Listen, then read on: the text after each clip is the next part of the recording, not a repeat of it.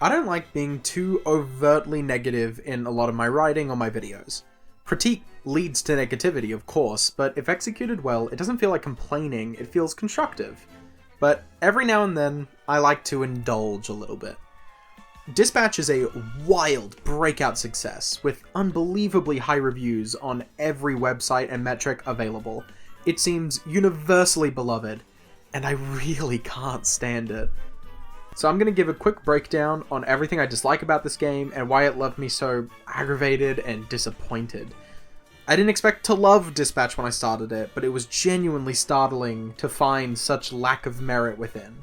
This is all just my opinion. I just want to explain my experience and offer it up to the world. If you like the game, I'm truly happy for you. I really didn't. Quick shout out to Long Play Archive. I'm using their footage. They allow for snippets to be edited, but just going to put them in the description, so check them out. Thank you very much. This was a pain to record on my own, so I didn't. Firstly, let's tackle the structure. I think the narrative-focused, choices-heavy cinematic genre is one of my least favorites. Due to its expensive nature, it often does everything in its power to achieve the illusion of choice while limiting the player in every way imaginable, which is a problem when often the selling point is the ability to choose and impact the narrative. Dispatch is one of the worst examples of this I've ever seen. During almost every cutscene, there will be QuickTime events, where the scene slows and lurches while waiting for an input, but misinputs do basically nothing at all. It has no bearing on the experience whatsoever. A common complaint for QuickTime events, but this is one of the most egregious examples I've ever found.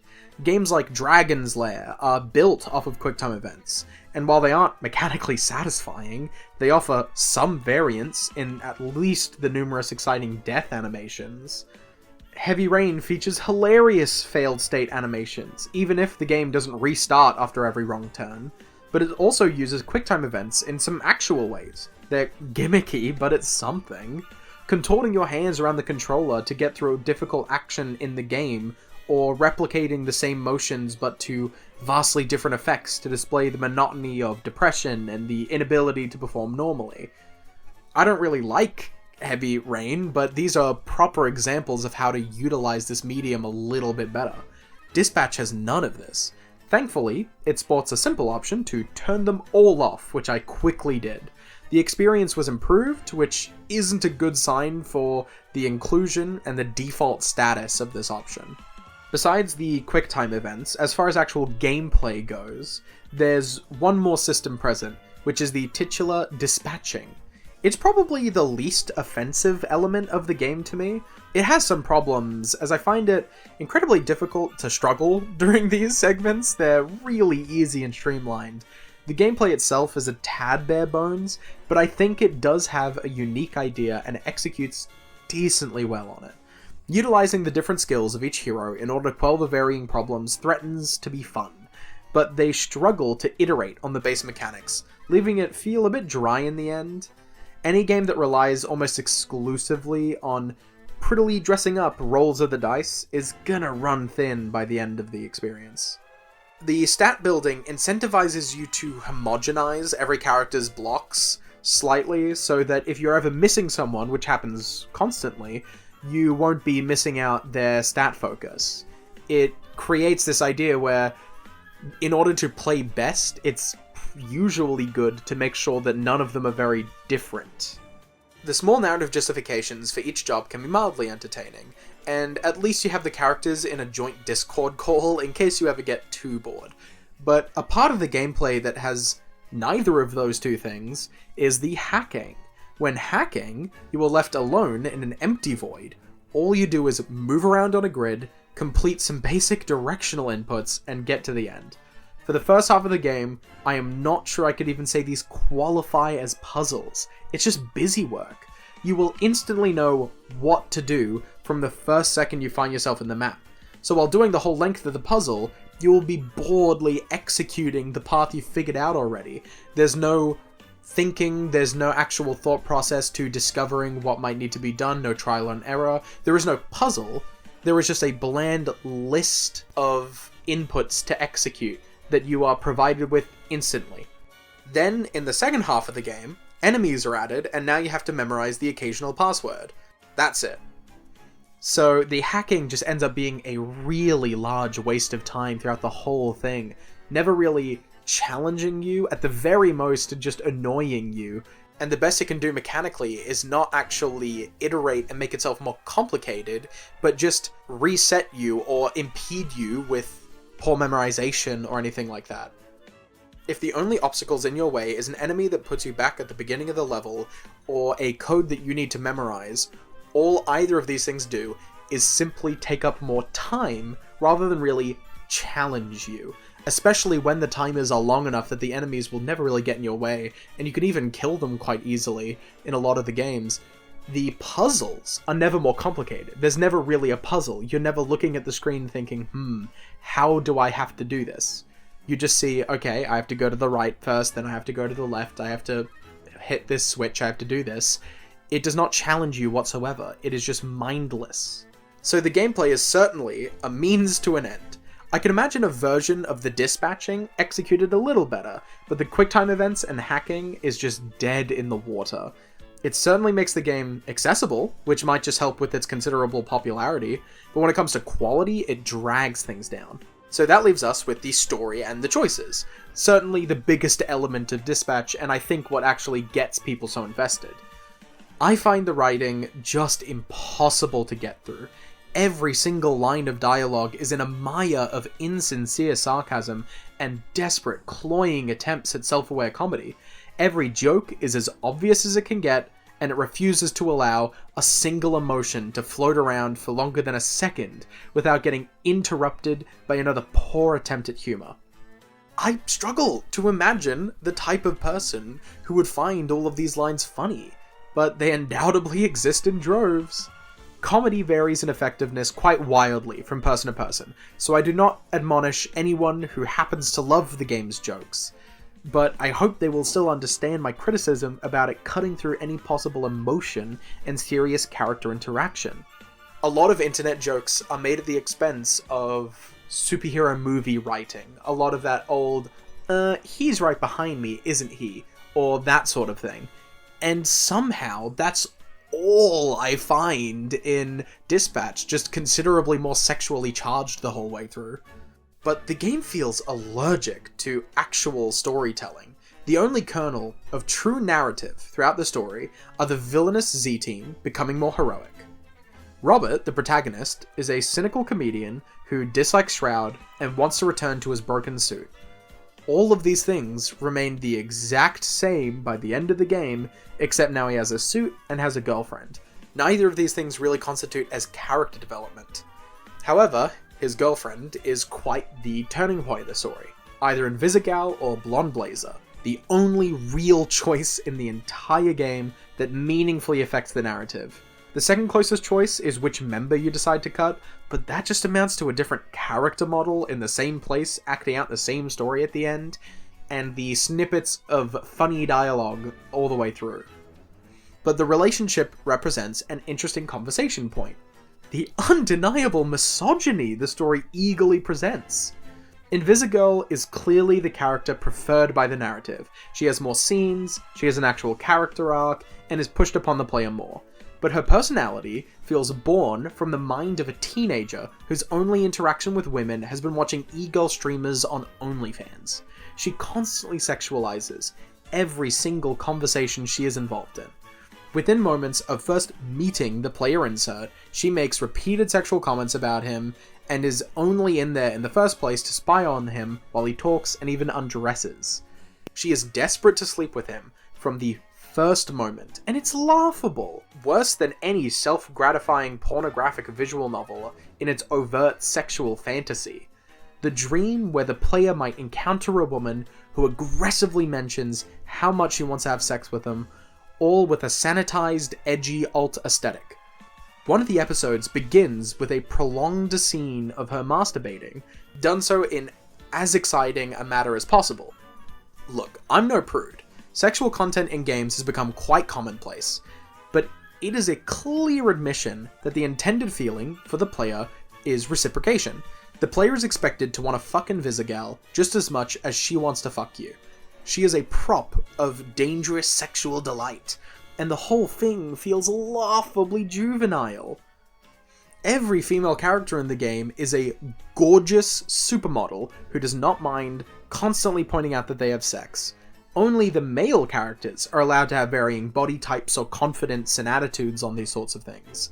Blonde Blazer is offered as a safer, more standard option, but even then, in her first meeting with the protagonist, she gets drunk, leans in for a kiss, before even mentioning the business proposition she came to talk with him about, despite already being in a relationship at the moment of this happening. The way these women flock to Robert without so much as a few lines of dialogue is maddening.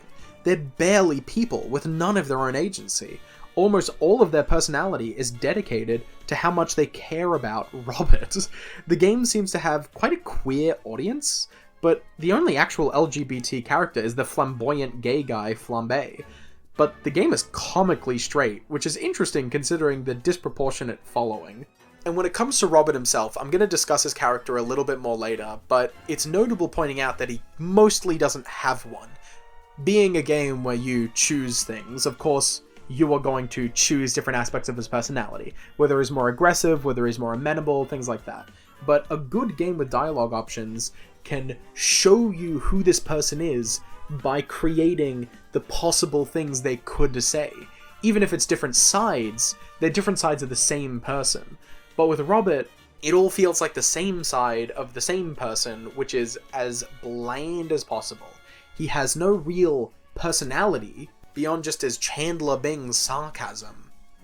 He is intended for you to project onto him. That's very, very clear. It's very, very obvious. If you've seen any character like this, that is the case. He does not ever say anything that would really dramatically pull the player away from him if they happen to disagree with it. You are given control over who he is so that you can immerse yourself in him. So when these characters, these women, flock to him instantly, you as a player are assumed to be male, straight, and very interested. I find it insane that no one else is talking about the overt nature of the sexualization, because again, there are many, many pieces of media which are designed to excite you sexually. That's very, very common. It's a large, large industry, and they happen in video games, it happens in all sorts of things. Very, very common. But I think what interests me is this game is treated as something so much higher than that, so different than that, when it really, really isn't. In something like Cyberpunk 2077, you are able to walk up to a random prostitute on the street, pay them a pittance of in-game money, and experience a very short sex scene. You're also able to have sex scenes with various characters. Some of them have different sexualities who aren't interested in the type of person the protagonist has said. In order to develop far enough with a person where they might want to have sex with you, you actually have to say the right things, the type of things that they would want to hear from a person they would want to sleep with. And I think that is a lot more interesting. But even if you go to the opposite end, where you go to a game where you are designed to be able to have your pick at any of the characters, then that is usually the object of the game. The point of the game is to find a character that most suits your personality and romance them. And that usually comes with 5, 10, 15 options, usually large rosters, rather than 2 of them, which are pushed onto you about a game that ostensibly is and isn't about romance, because you don't really learn too much about these people. You don't really connect with these people.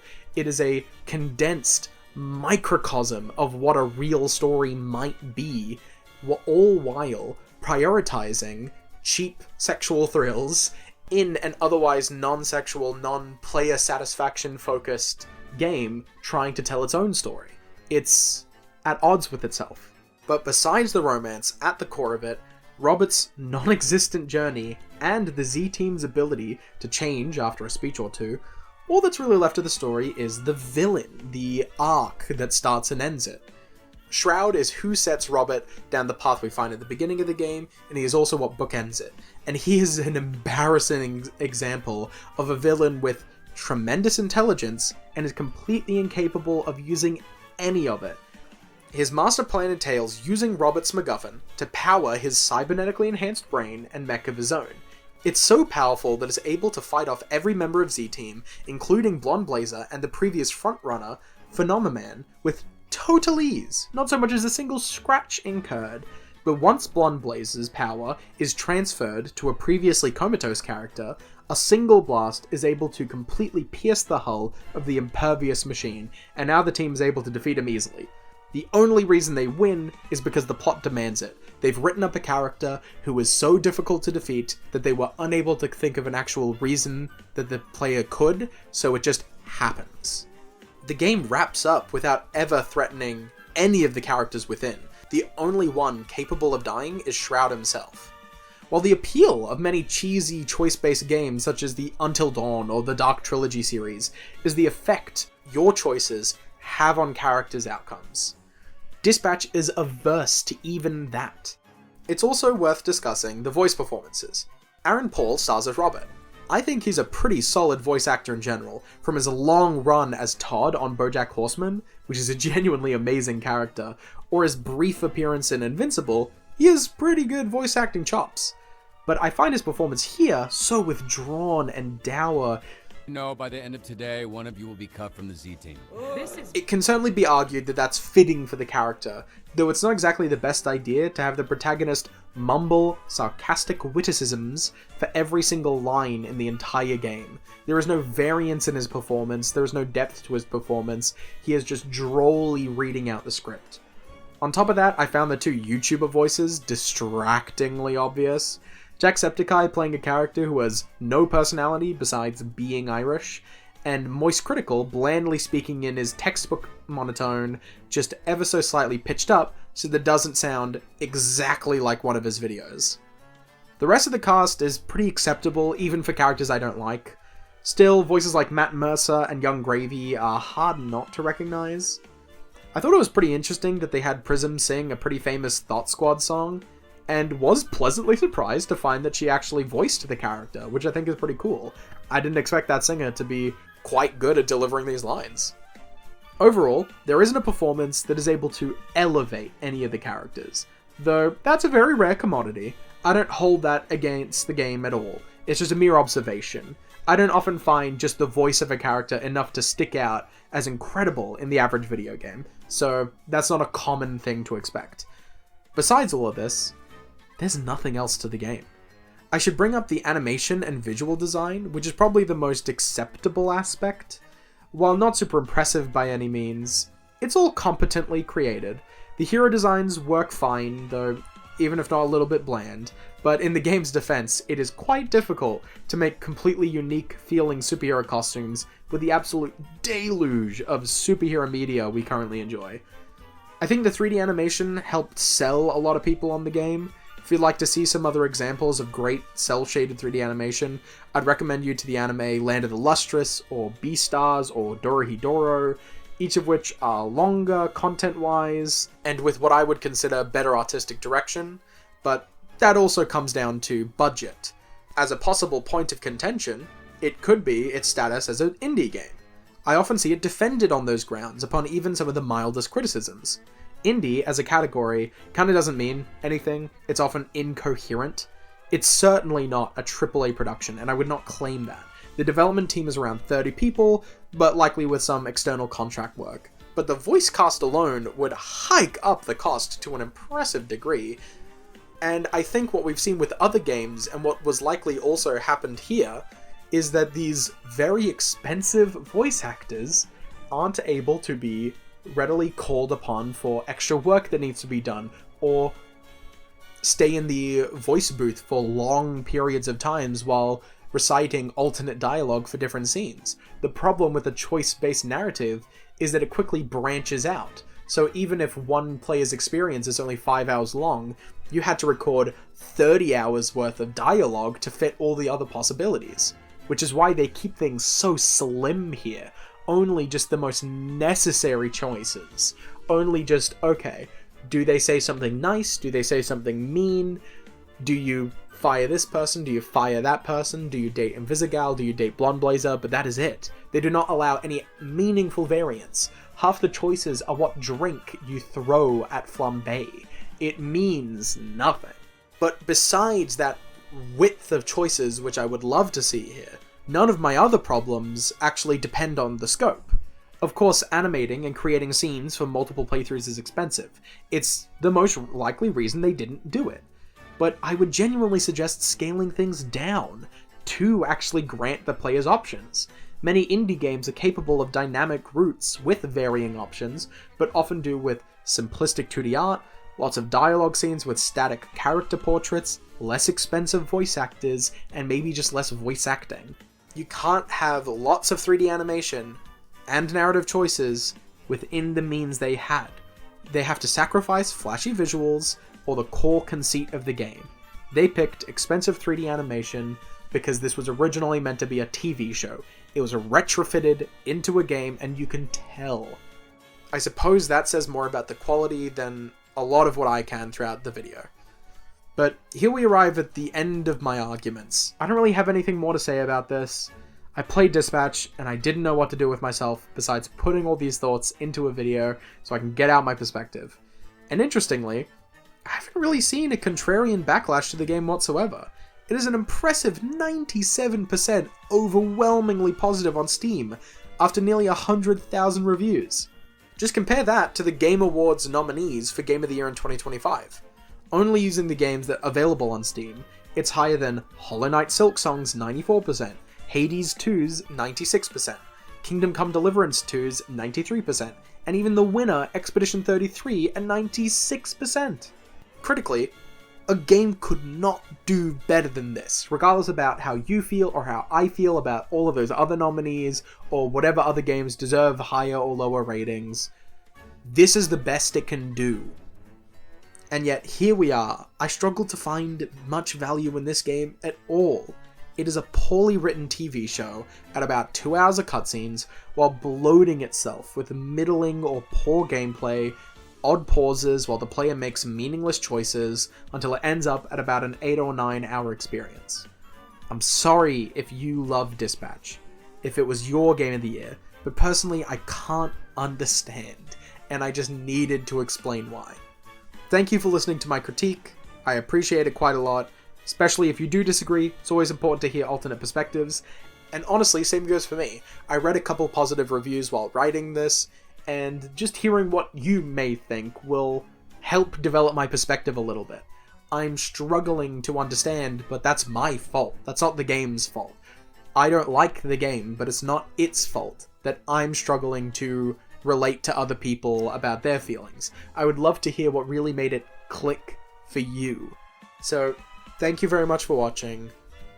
Sorry, this is so negative. I'm going to talk about things I like more. If you want to hear about more things that I actually do really love, I just made a best movies of the year list and a best games of the year list, both of which are worth checking out, both of which are filled with positivity. So, yes.